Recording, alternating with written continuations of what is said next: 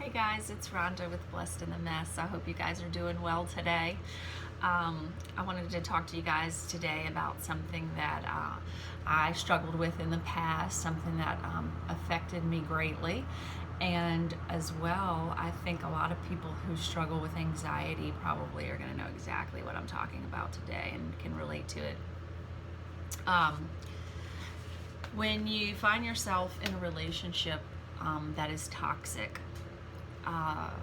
and your natural instinct sometimes would be to fight and argue, or maybe you are more of a passive person and your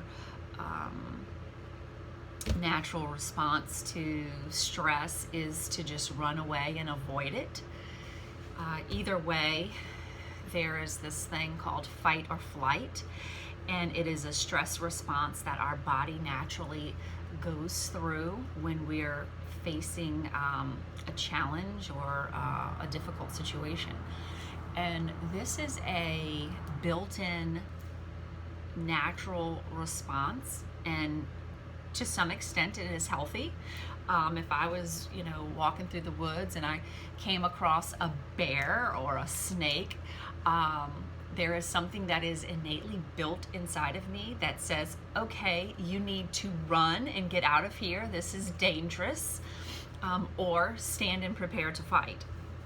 Of course, I would want to run from a bear and a snake, but actually different animals, if you come across different animals in the woods, there are some that you really should run from, and believe it or not, there are some that you should fight. Because for one, they're going to run faster than you, but if you act stronger and bigger than them, you could actually cause, them to run away from you. That was just something that I saw recently on TV that I thought was really interesting, about a woman who had come in contact with a mountain lion in the woods. She had some deer antlers in her hands, and she knew that you never run from, I guess, a wildcat, and instead you try to intimidate him, and that's exactly what she did, and she survived that encounter. But anyway, fight or flight is one of those things where, you either are always in a mode of fighting, or you're in the mode to run from the fight. And strangely for me, I got kind of stuck in this stress response for an extended period of time, and that is very unhealthy. Basically, you've got cortisol running through your body, which is this hormone that prepares you to fight or flight, to run. And if that hormone is running through your body for an extended period of time, it starts to really hurt you physically and your health. And so when you're in a toxic relationship, especially where you live in the same house with someone, and things are not good and they are not healthy, you can get stuck in this fight or flight mode. And this is exactly what happened to me towards the end of my marriage. Particularly the last probably 4 months were the worst. And for the most part, my husband and I we got along fairly well, but I think a lot of that was because he kind of was in control all the time, and I was kind of passive about it, like, whatever, okay, you want to do that, fine, I'm not going to fight you on it. I picked my battles. But in the end, the last 4 months of our marriage, I finally started standing up to him, and I finally started saying, no, I'm not doing this, and no, you're not going to do this anymore, and you're not going to control me, you're not going to tell me what I'm going to do every second of the day. And so that fight or flight kicked in, and with the situation that we had, this was my house. Meaning you really can't kick me out of my house. If we separate, you're leaving, not me, because my name's on the mortgage and yours isn't. And so he wouldn't leave. He had relapsed, and we had started the whole nightmare of drinking again and coming in the house and passing out, and all of that had begun again, and he wouldn't leave. So I couldn't run, although I did leave for 10 days and went and stayed with my parents when it got really bad. But I ended up coming back, and it took another month and a half before I could get him out of the house. And my mother was actually the one that got him out of the house. She finally literally ran him out of the house after things continued to get really bad with him, but that's another day. But I was stuck in this constant cortisol rolling through my body, wanting to fight for my rights, finally, and at the same time wanting to run. And so I got stuck with this stress response, as they call it, in my body. And it was every day, all day. I could feel my heart rate was increased. My muscles, I guess you could say, were, stiff and tight. And I could just tell. I could totally tell my body was not normal. And of course, I was studying all this stuff, so I knew exactly what was going on, but I didn't know how to stop it. I didn't know how to make it go away, because it was kind of like I'm in the woods facing a bear every day for months, and I can't run from the bear. I can't escape the bear. I just have to deal with the bear and walk past it, and I can't really, attack it. I didn't want to, really get to the same level, and fight with the enemy that was within him, because I strongly do believe that he was battling some demonic forces inside of him,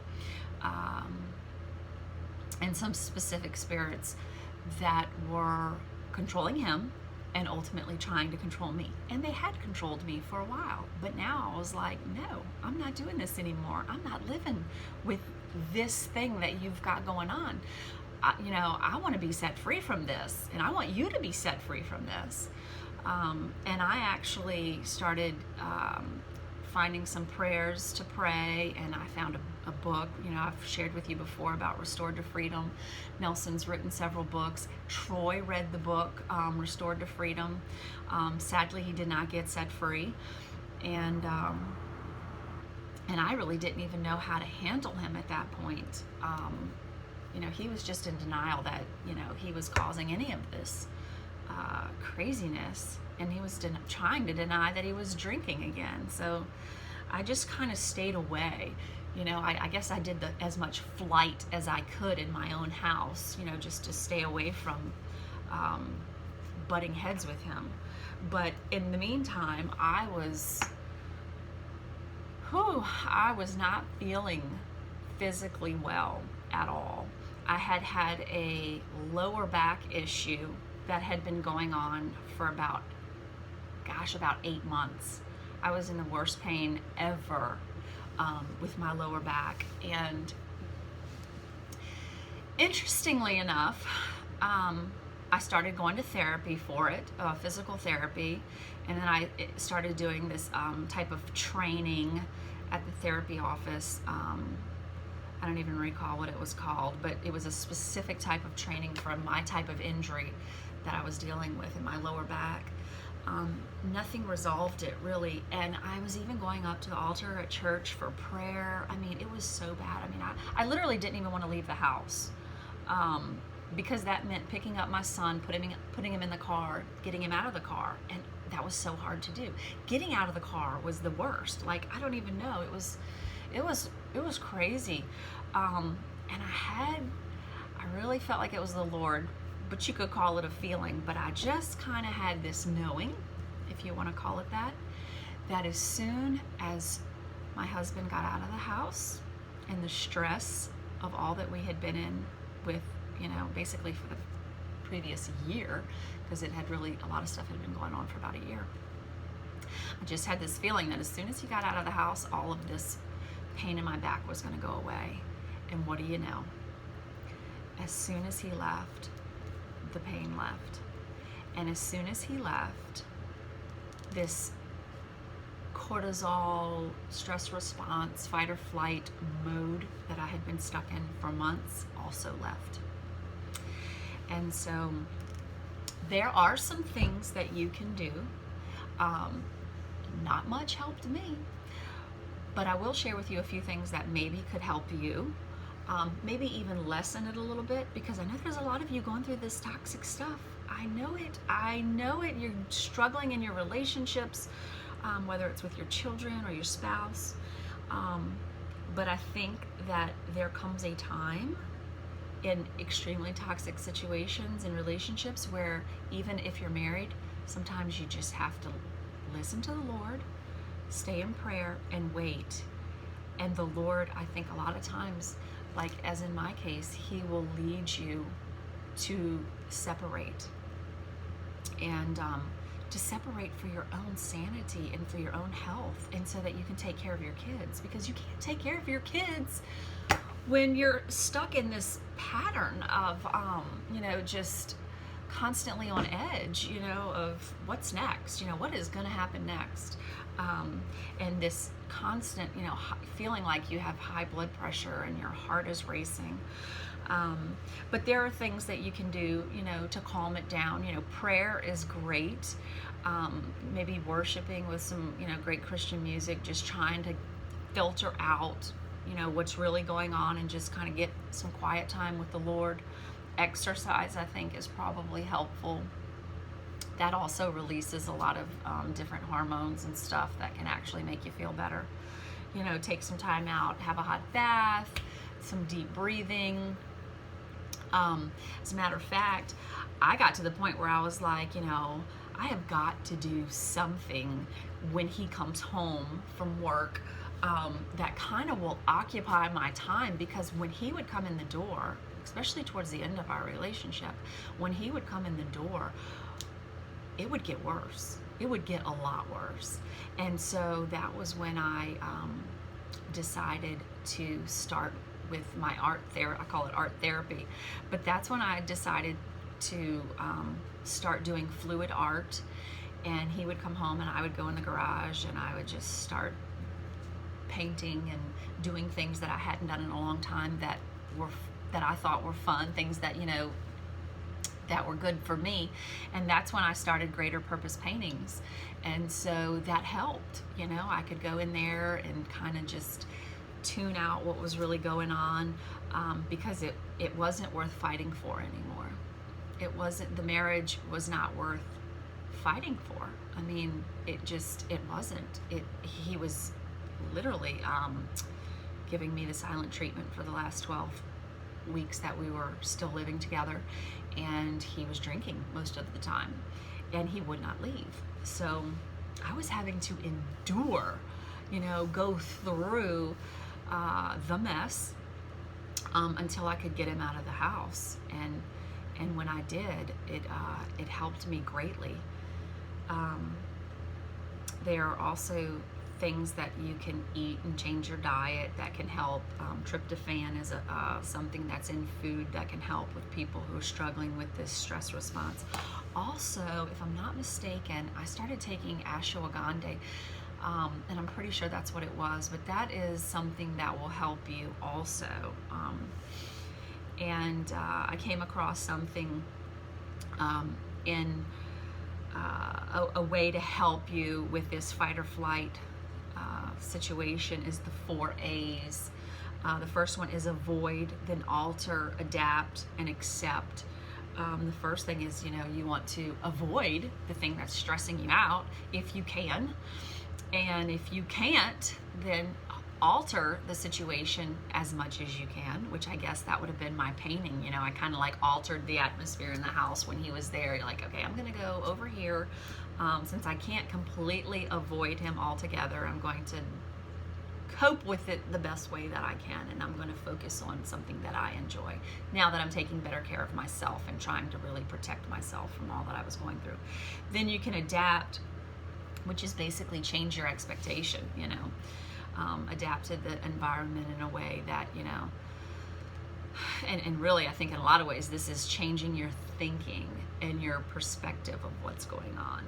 And I kept just saying, okay, God, this is yours. This mess is yours. You have a plan and a purpose for this. I'm just going to trust you. Lord, just protect me in the meantime and help me to take better care of me. And then you accept what, you can't control other people, and you have to accept the situation sometimes when it's completely out of your hands. And like for me, it was. And I ultimately had to accept the fact that our marriage is going to end, that we're not getting out of this. I have got to take care of me so that I can take care of my child. And I am no longer putting up with, tolerating, or accepting the alcoholism and or the personality characteristics that he was exhibiting that were harmful and manipulative and controlling. And I had to put my foot down and just say, I am done. I am done. And all of my family could see it too, and they were done. And they didn't know how to handle it. And of course, they didn't know everything that was going on either. But of course, what they did know, it was like, you got to get out of this mess. And it was a process. It was a process. But this fight or flight thing is real. And I literally would go to bed with it, with this feeling of anxiety, because that's really the best way I think to describe it, is like you're anxious for something. You are anxious to fight, or you are anxious to run. And so the best way to describe it for me, I think, is what people would say they suffer with anxiety. This is probably part of what they're suffering with. I know I've shared some of this with my daughter, and she struggles with anxiety, and she talks about how she wakes up with it, and I'm like, how do you wake up with anxiety? Like, you haven't even seized the day yet. You haven't even had a challenge. You're still in bed and you have anxiety. Well, that is exactly, I would wake up in the morning, and the minute my mind came to consciousness, I guess is the best way to describe it. The minute I woke up, I could feel that heart race. It would just start racing, like instantly. Like I wasn't, like I'm unconscious and I'm sleeping, but the minute my consciousness I would come awake, I could feel it. And it was like, God, it's here again. Like, God, when does this stop? When am I going to get rid of this? I hadn't even had a chance to think about the mess I'm in, and my heart is racing. And so I think a lot of it was spiritual. I think that the enemy was coming after me. I think his presence was in my home. And I think I was under attack. I mean, that's really just the best way to put it. And when my husband did finally leave, it went away. And I can't say that it went away entirely or forever, because then Mama Bear kicked in. And Mama Bear is now me as a single mom having to share custody with our son, and my son's not safe. My son's not safe in the environment without me there now to protect him.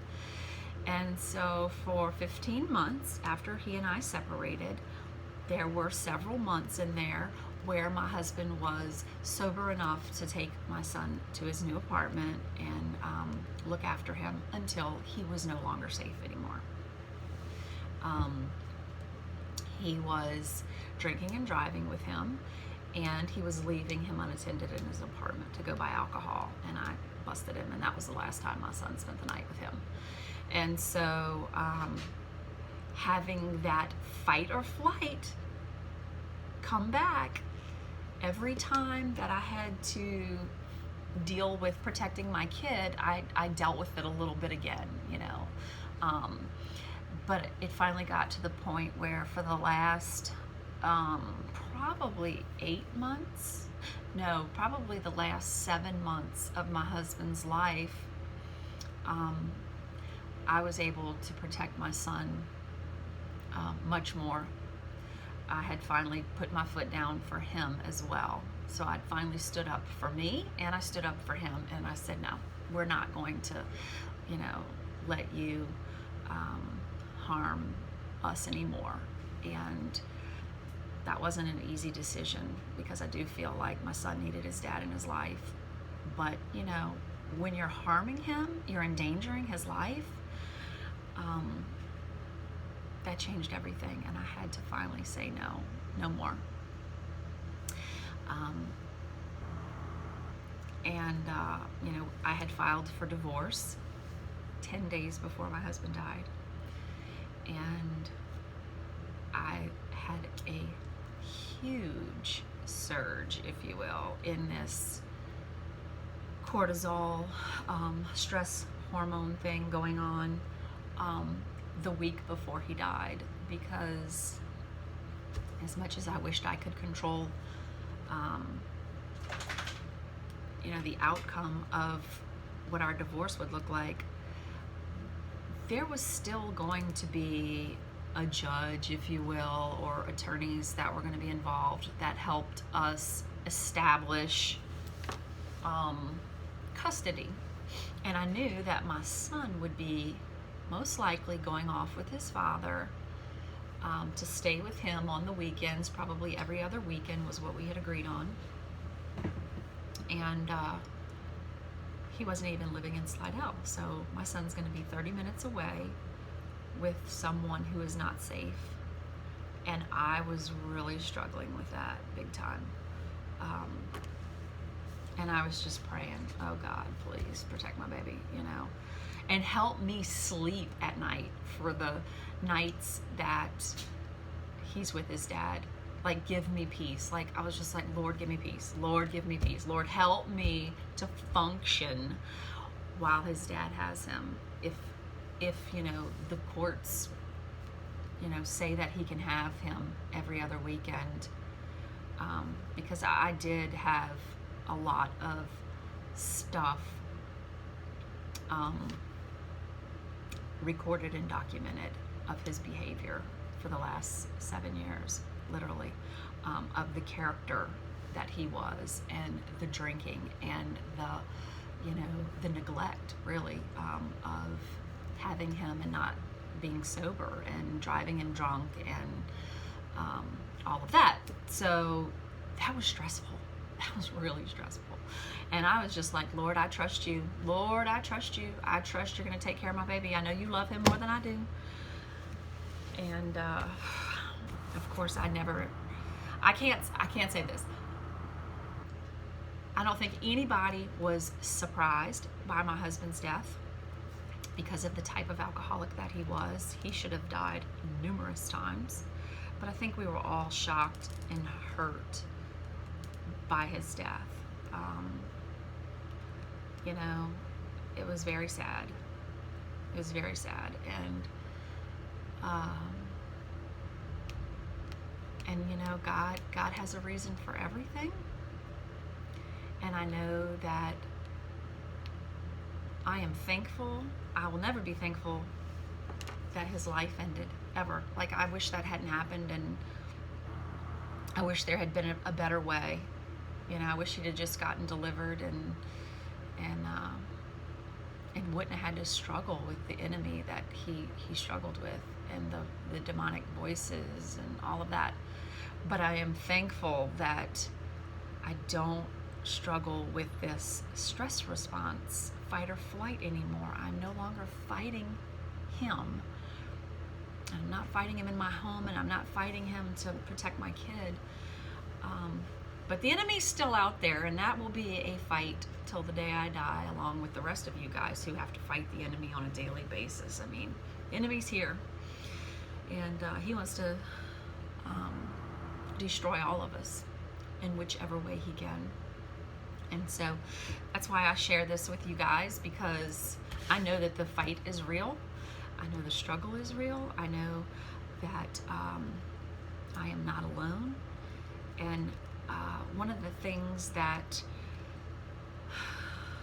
I had always thought was that I'm battling the bottle.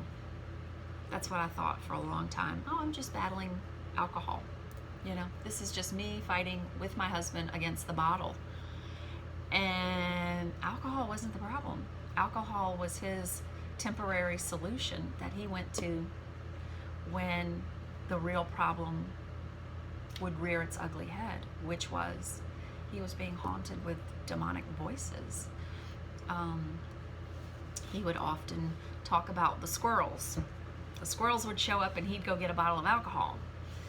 And we joked about it, you know, but it wasn't squirrels. It was demonic voices. He was being haunted with thoughts.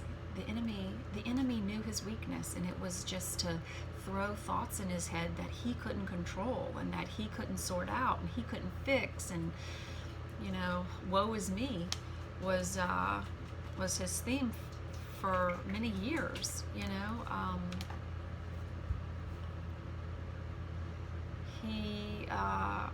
I could easily say, oh, he had everything. I mean, he had a supportive wife.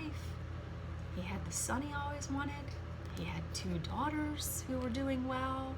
He had supportive family, but it wasn't enough. He had jobs. He had 33 jobs while we were married in 7 years. And he had great jobs, and nothing fulfilled him. And he battled and he battled and he battled until he couldn't battle anymore. And I went through that battle in that war zone with him.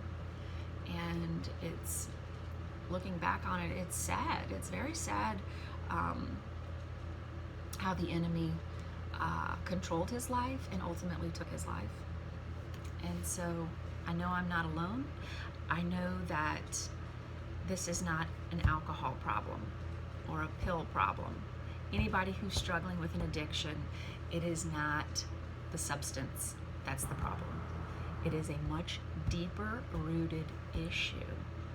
And that's where you have to go and battle.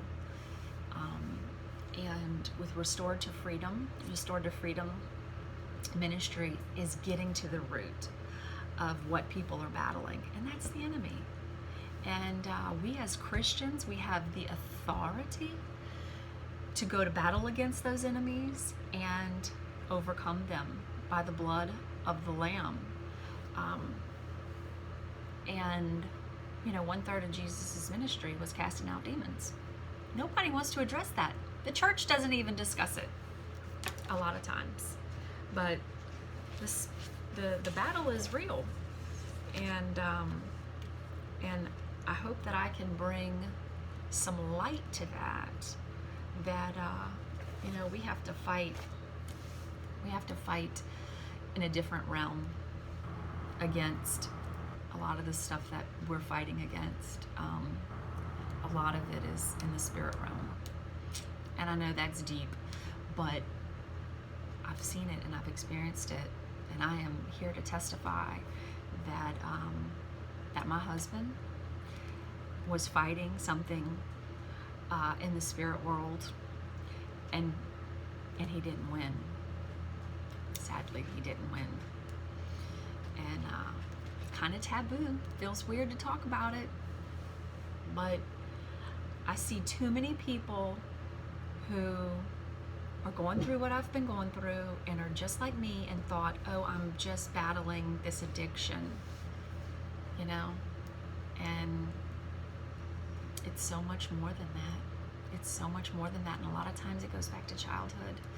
And in the 2 years that I have studied this whole narcissism and the spirits that cause these behaviors, everything that I have studied, except really Restored to Freedom, is that these people can't be fixed.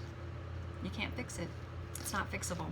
It's an ingrained personality characteristic, just like, you know, the color of their hair. You can't change it. And that's not true.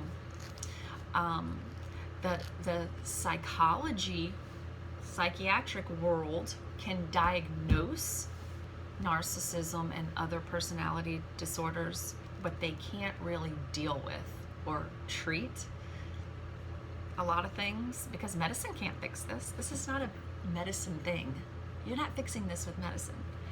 So we have to go to a different approach.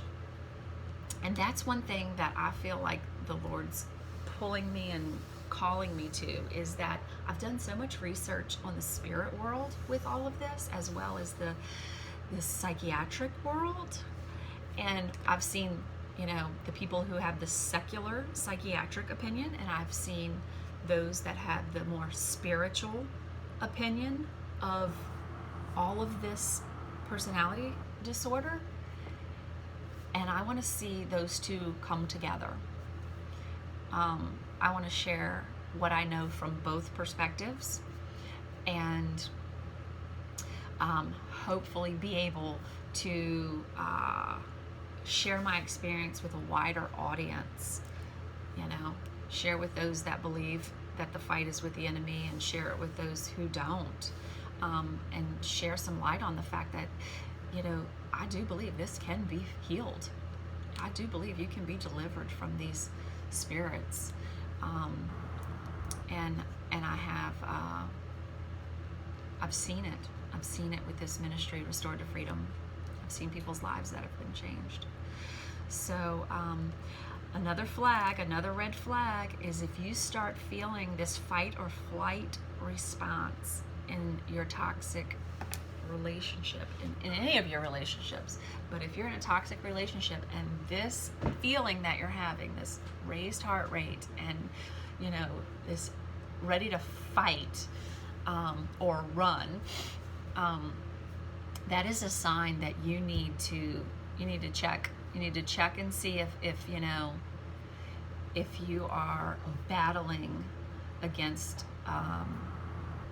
these demonic spirits, this personality disorder, and start educating yourself and prepare yourself to get out of a relationship that is causing you physical harm, that is doing damage to your body every day, that you're having this